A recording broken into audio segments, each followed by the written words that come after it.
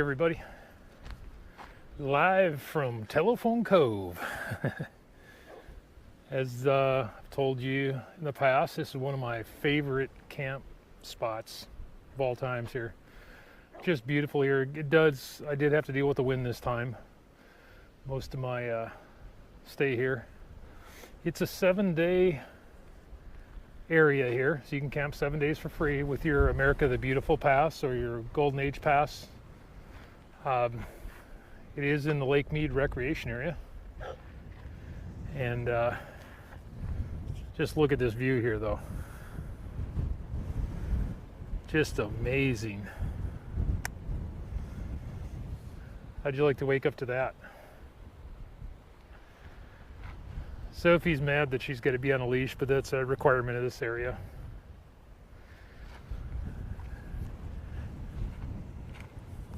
Now the road coming in is a little treacherous for some, but most vehicles can make it. As you can see, pickups pulling trailers, Class A's, Class C's,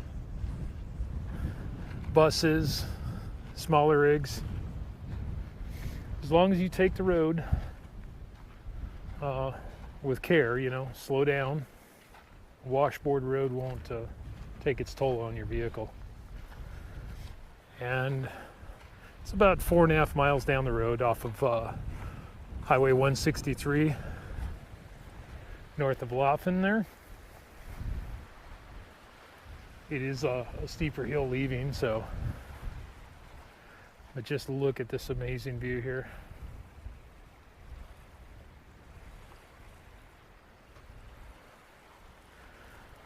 Off in the distance, like right about over here, that rock formation up there is called the Sleeping Princess, and at certain times of day there's like a white ring of rocks that would be like on her neck that actually kind of glow. It's kind of cool.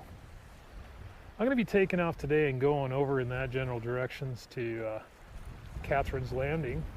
I need to get water, shower, and recharge the batteries. No, not really, but I'm going to get water and get my laundry done and everything. They have with my America the Beautiful Pass, I believe it's $25 a night, but that includes showers. The laundry machines over there I think are $1.50 to wash, $1.50 to dry. They've got potable water there, dump station, all that. So I'm nearing the end of my my 7 days. It's actually, I believe I'm at day 6 right now. So I could stay another day if I wanted to, but I have to be back in Lake Havasu for Sophie's vet appointment in a couple days here, and I want to get all my chores caught up. All right, I've had some questions about the road out at Telephone Cove, so I figured I'd do the road out. And the road in. it's you can see it's washboardy. My Toyota motorhome has 14-inch wheels, so I feel the washboards more than the next person would. You know, if you have like 16, 18-inch wheels, 20-inch wheels, you're not going to feel it as much, but kind of give you an idea of what your camper is going through though. I did air up my airbags in the rear, so that helps soften the ride a little bit.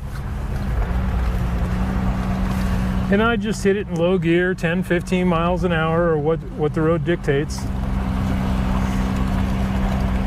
Believe it or not, I rode my Lectric Ebike 2 miles up this road yesterday, and it did pretty good. It made it up 2 miles, and then at the 2 mile mark I started overheating the motor, because you really can't tell the grade here, but it's pretty much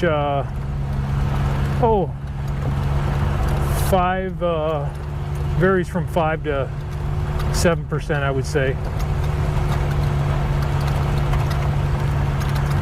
When I come down it, I just lock it into low and just kind of use the brakes as little as possible, just to slow it down every once in a while, and so I don't heat up my brakes, wear out my brakes going down the hill. Now in this area, it's all like a wildlife management area coming down in here.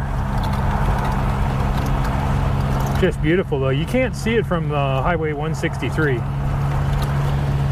We're at the point right now where you start seeing it.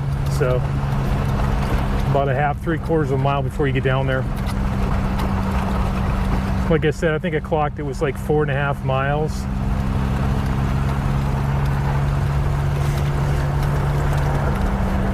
Just beautiful what wind, rain, and nature has shaped these rocks here. You've got some coyotes, you got bobcats, other critters running around here, rabbits. A lot of birds down in Telephone Cove. You've got mallards and I forget the other duck, black duck, and it's got a lighter colored bill. It's not a pintail, it's called something else.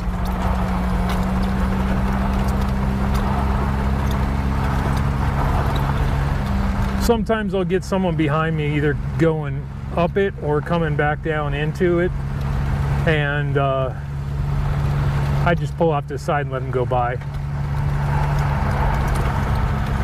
This is one road, it's not super terrible bad, but you don't want to feel rushed on it.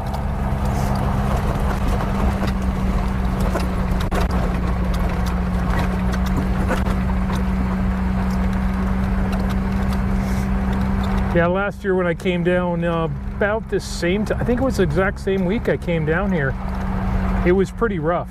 I was only able to do about 5 miles an hour. I'm doing about 12 to 15 right now. This spot's always a little rough here because you kind of go through the rocks here.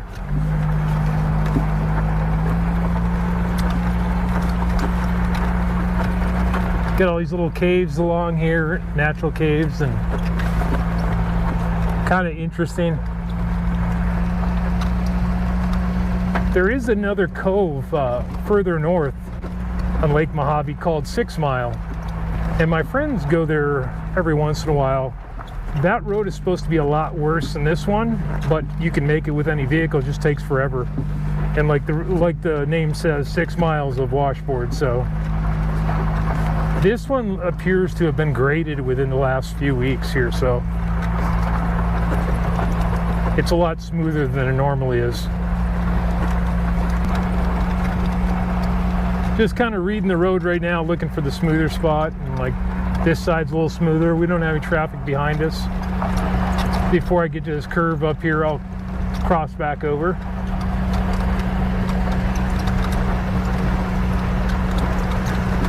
Now, one thing about Telephone Cove, if you have to have cell phone signal, don't come here because it's pretty spotty.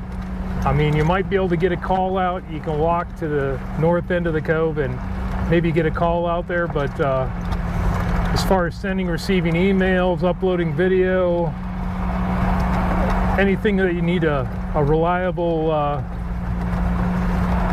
signal with good speed, you're not going to find it down here. Even with a Wii Boost, it makes it barely usable for a phone call. Very hard to stream with it.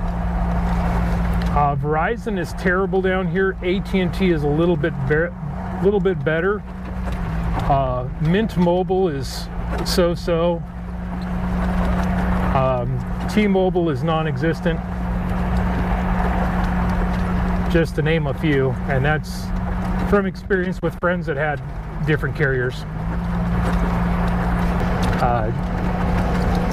Most rigs can navigate it. I mean, clearance really isn't a major issue. There are a couple tight turns in here, but most rigs don't have a problem with them.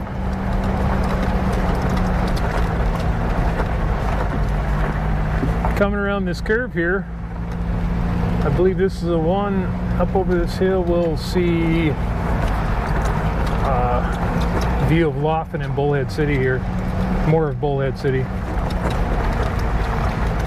Off to our left. And we're actually going to go downhill for a short distance here.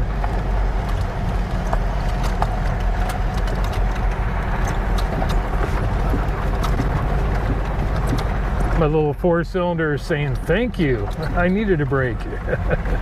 No, it's doing good. Temperatures stay below half and everything. The motor's less of a concern in this older rig than transmission. Transmission's been the weak point in these. But my transmission's in good shape. Shows very few signs of wear, and it's got clean, fresh fluid in it. And now this road off to the left here is restricted to 4-wheel drive. There's some 2-wheel drive vehicles, if you have enough clearance, they can make it down it. But there's not another little camp spot down there you can get to, from what I understand. I've never gone down there. I might explore it one of these years. Now, if you're going to come down here, I wouldn't recommend coming here in the summer. It is crazy here in the summer. One of the rangers said at one point they had 3,000. They estimated 3,000 people down here at one time. I can't imagine it. And here's a little curvy section here too. Not bad though.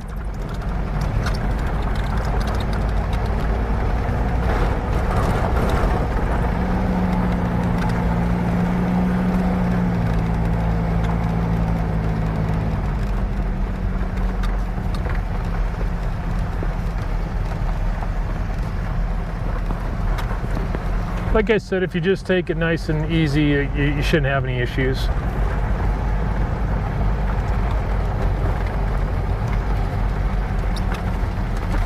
I apologize for the length of this video. It's going to be longer, but over the last year since I did my last video, a lot of people had questions about the road because they've heard that the road is just so treacherous that only the most capable vehicles can make it down it, which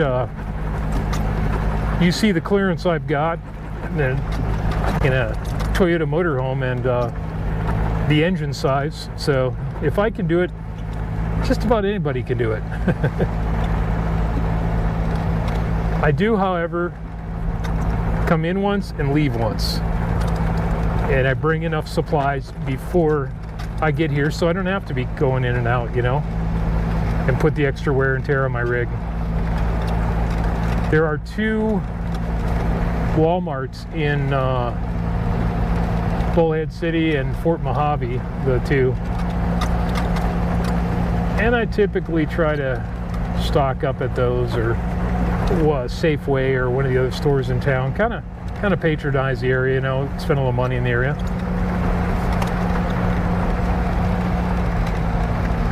Nice part about it, if you have your National Parks Pass and say you need to dump your tanks before you come here or while you're here, if you go across the Lake Mojave here to Catherine's Landing, that's actually part of the National Recreation Area, and they've got showers, laundry, dump station, potable water right over there, so you can get all that.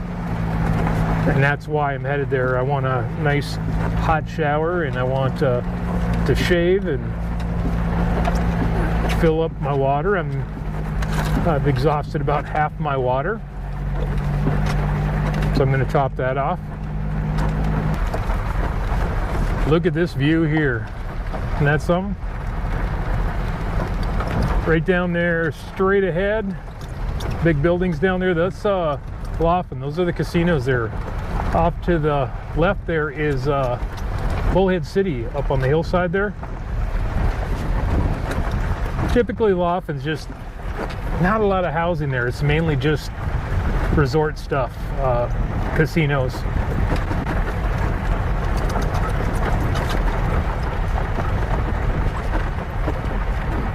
This is the steepest corner right here, and it feels kind of funny. It feels kind of tippy, and it's kind of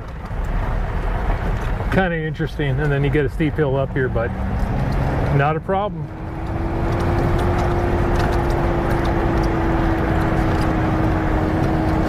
let momentum get me going, and I get up this little hill here.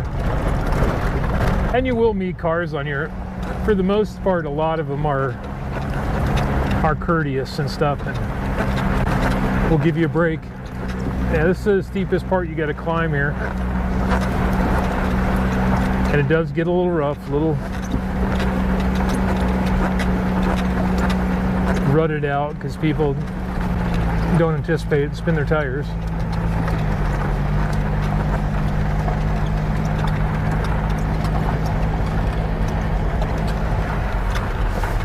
Gentleman there using the pull-off to make a phone call.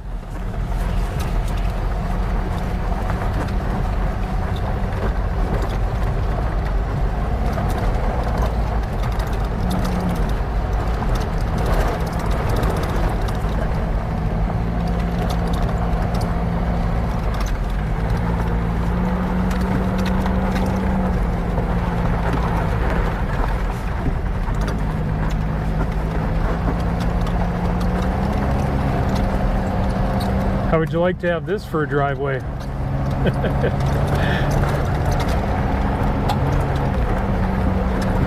I guess as long as my front yard would be Telephone Cove, I wouldn't have any problem this being my driveway.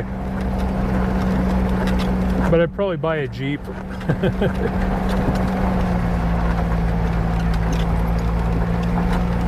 I kind of pick and choose my route through here, as you can see. Some of my friends hadn't left there yet. Other ones had already left. We usually have a gathering in the spring, or end of February and November. But I didn't make the one in November, and other people had problems making the one in the spring with different commitments. Life happens. But it is sure fun when we get a group together down there. It's just a wonderful time. People talk about how windy it gets and stuff. It gets a little windy. This part of the road is a little steep here too. I just take it easy. And the wind is a small price to pay for the view you get. And actually I'm leaving on one of the better days, and tomorrow is supposed to be just spectacular. 82 degrees, no wind at the beach, crystal clear water. It's really an incredible place.